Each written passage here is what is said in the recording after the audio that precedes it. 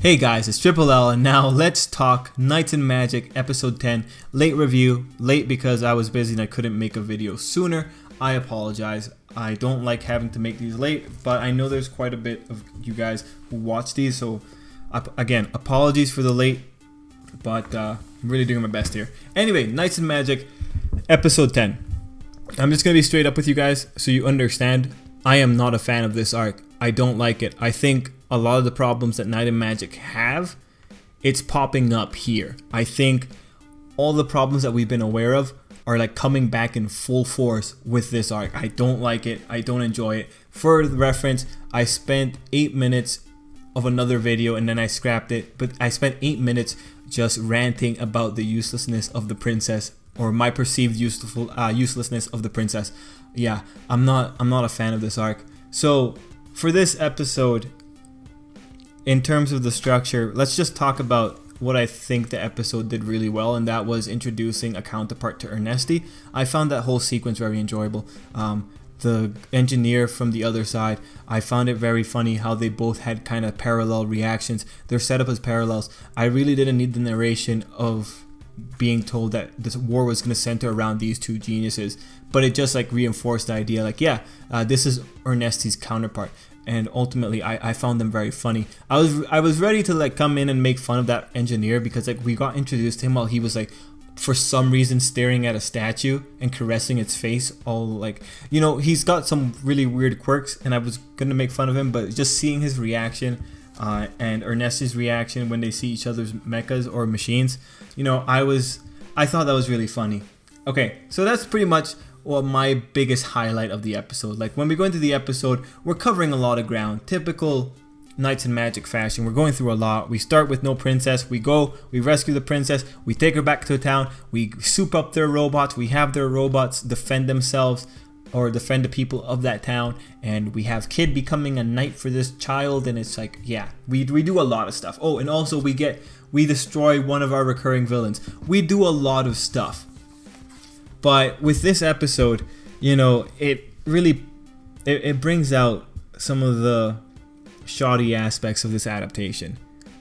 And that's coming from my perspective. I know a lot of people are going to have different opinions. I am very interested to know what you guys think about this episode. I am very interested to know what you guys think about the princess, because my opinions at this point are pretty negative when it comes to quite a few aspects of this thing.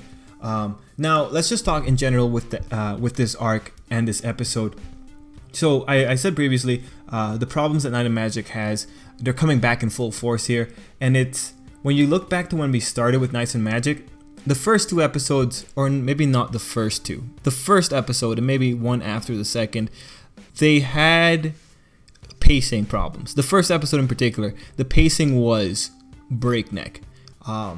It covered a lot of things, and as I found out later, they also skipped a lot of very important character material.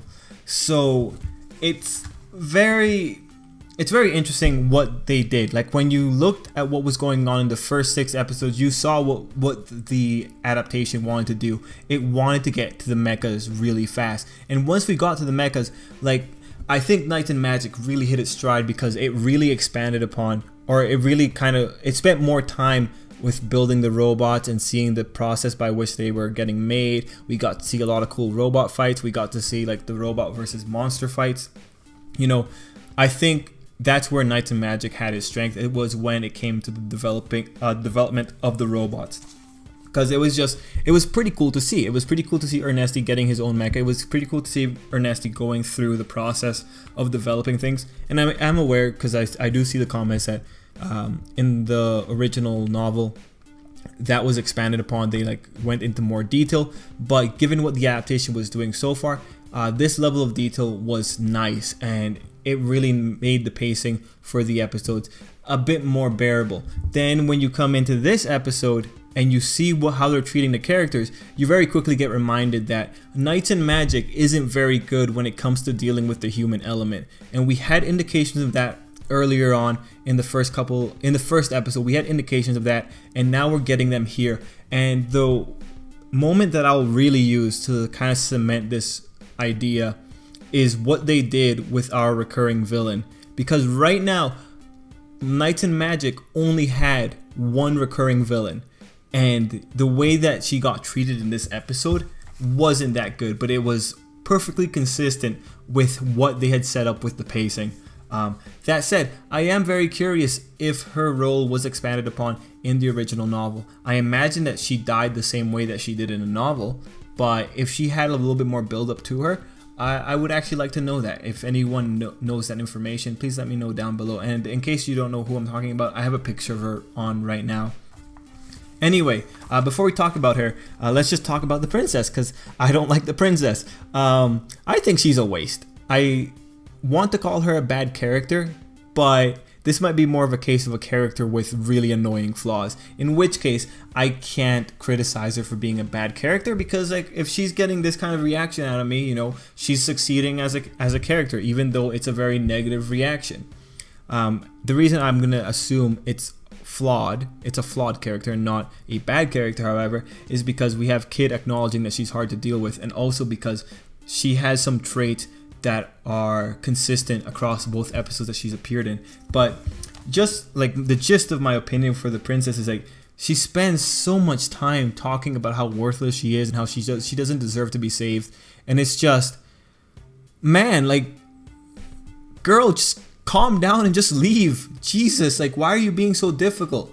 It's just, she was very annoying, and as I look at her, because I'm already set in a mindset where I don't want to deal with the princess, I'm looking at her and trying to poke holes in everything she says, and it's made worse when you consider the other people that the princess has implicated in her problems, and you consider her logic and how she ultimately resolves it, right? First, you consider that the two other women that got caught with her, they just jump on their saviors very quickly. They're out of there. The princess takes minutes, valuable minutes, which could have like endangered the life of everyone that came to save her, and her life even more. So it's just like, this girl's very foolish, and it's just, it's annoying. It's very annoying. Like, yeah, I understand she's in a really bad situation. She's thinking about how badly her like country's going down. It's going down the gutter. Things suck for her. She lost her dad. I get it. But you know what? The two people that were with her, the two people that were in charge of making sure she got out of there safe, you know, they were implicated because of her, and yet she's not even giving a damn about them. Nah, she only gives a damn about them when she can see them again later on.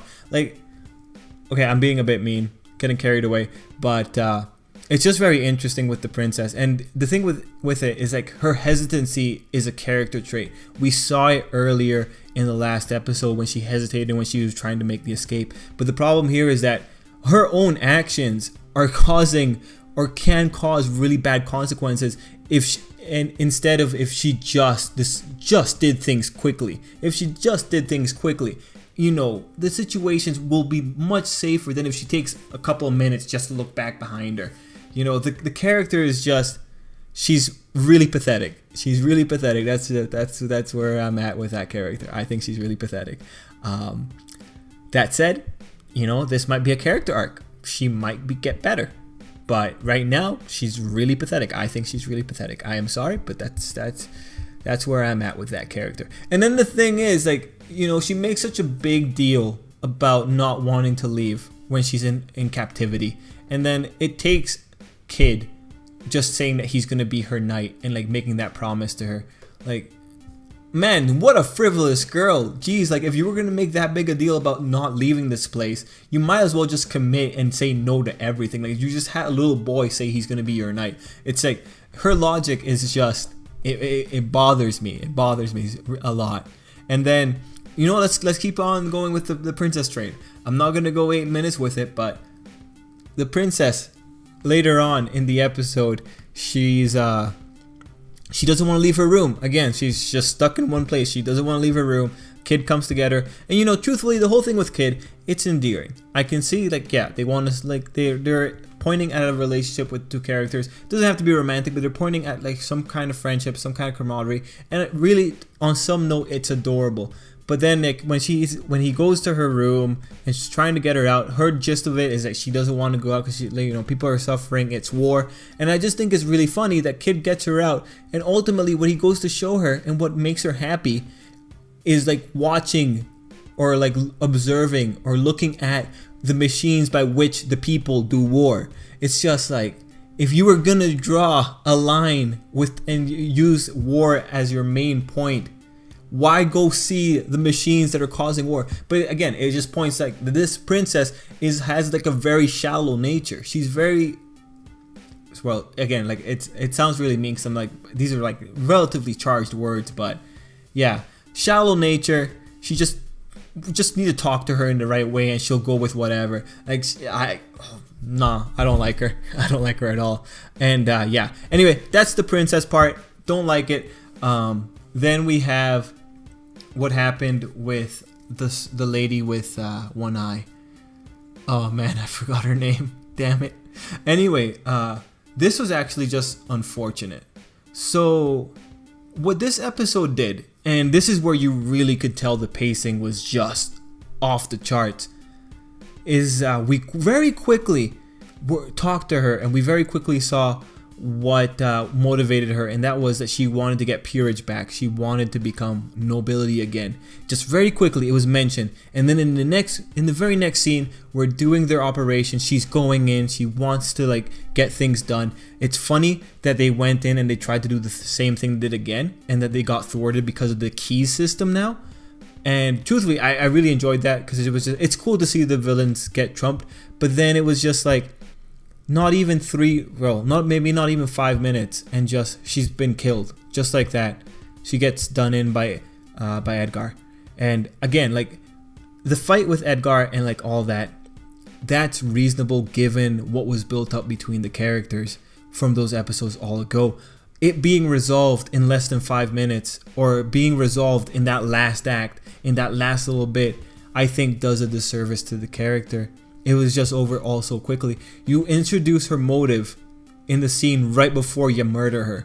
Like, I don't know, I don't think that was well executed. I think that was just the equivalent of getting a checklist and just checking it off. I think it could have been done better. But that's the biggest indication of how fast we're going with the pacing. That was very abrupt.